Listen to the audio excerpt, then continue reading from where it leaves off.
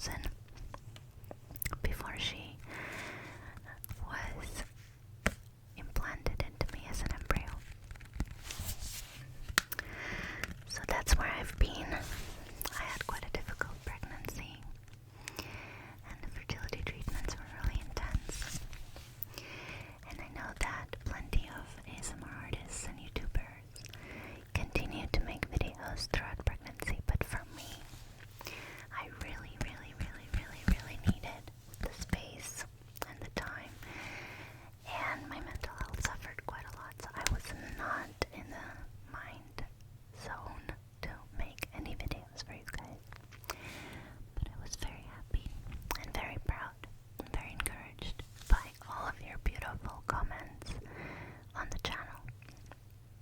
So, tomorrow is International Women's Day, and there are plenty of people around the world who are not able to celebrate for various reasons, including conflict. But I thought we can spend this time acknowledging some of the women in history who changed the world, and hope that we see some people, and already have been seeing some inspiring, brave people, women or men or otherwise, come to the forefront and help to change the situation that is occurring currently in Europe and in other conflict areas. So let's see who is in here. I'm gonna pick some stories. So the book is by Kate Pankhurst, and it's called Great Women Who Changed the World. That's right. And I hope my little baby here, we call her Peanut, I hope she changes the world too, for the better. She certainly changed mine.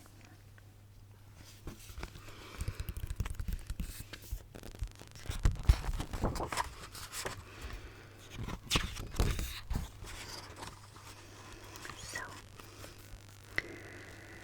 what does this say here? It says, prepare for a fantastically amazing journey with Marie Curie, Gertrude. I don't know some of the names. I don't know how to say some of the names. Oh my goodness. I'll have to Google it before reading it to my baby. Coco Chanel, Jane Austen, and there's plenty of others. Emmeline Pankhurst. Interesting, because the author's name is Kate Pankhurst. I wonder if they're related.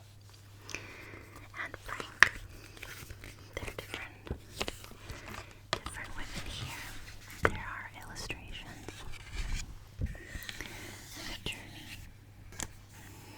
And there's an introduction here that says, how did they become so fantastically amazing and great?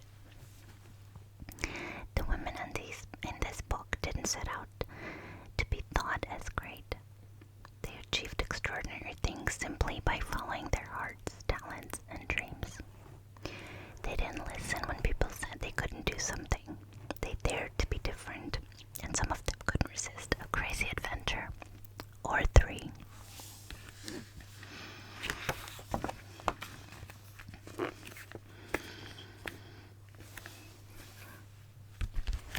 Let's do Jane Austen.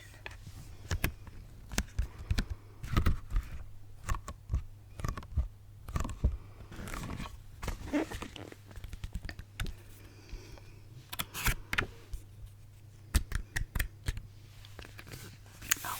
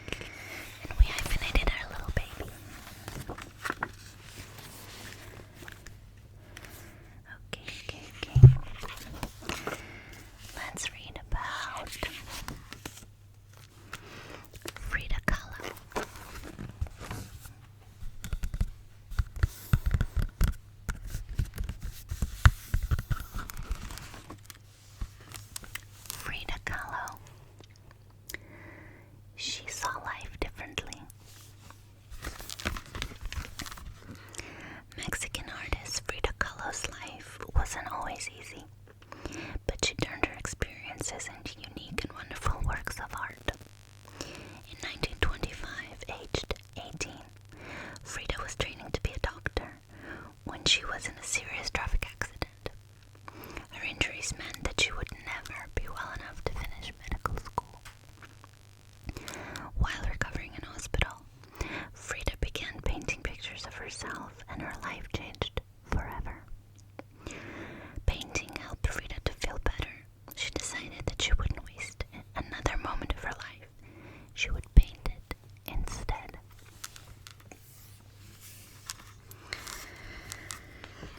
So here there's a picture.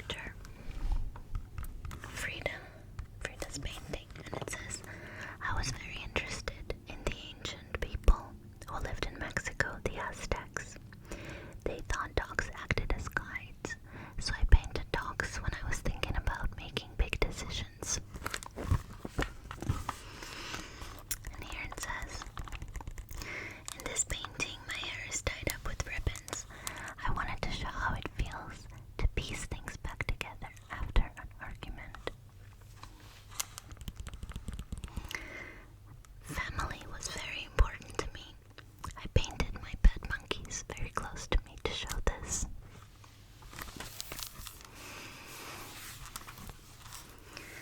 Frida's feelings. Frida laughed a lot, but she always painted herself looking very serious.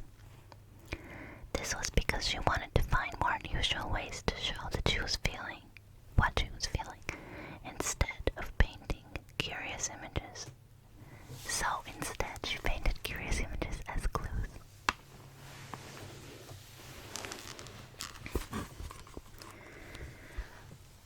And then, let's move to another person.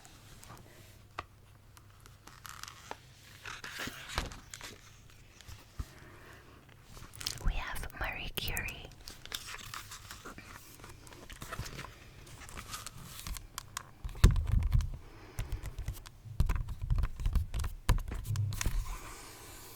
I just had a small interruption, but we're back.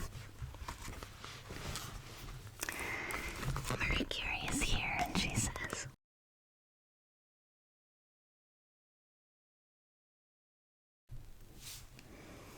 "My phone died temporarily, so I'm back."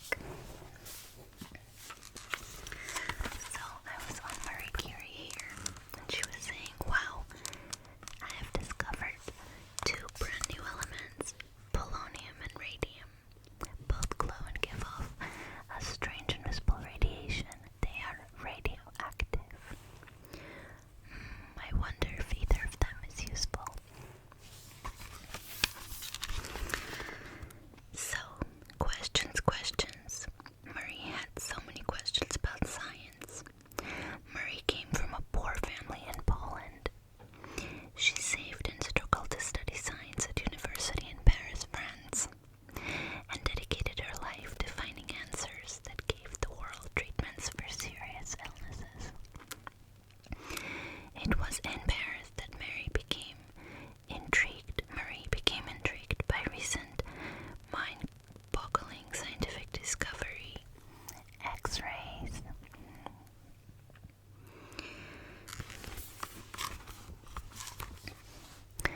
Further experiments revealed that radium was a wonder element. It could be used to treat people with cancer. In 1903 and 1911, Marie was given the world's top award for science, the Nobel Prize. She's the only woman who have won the prize twice.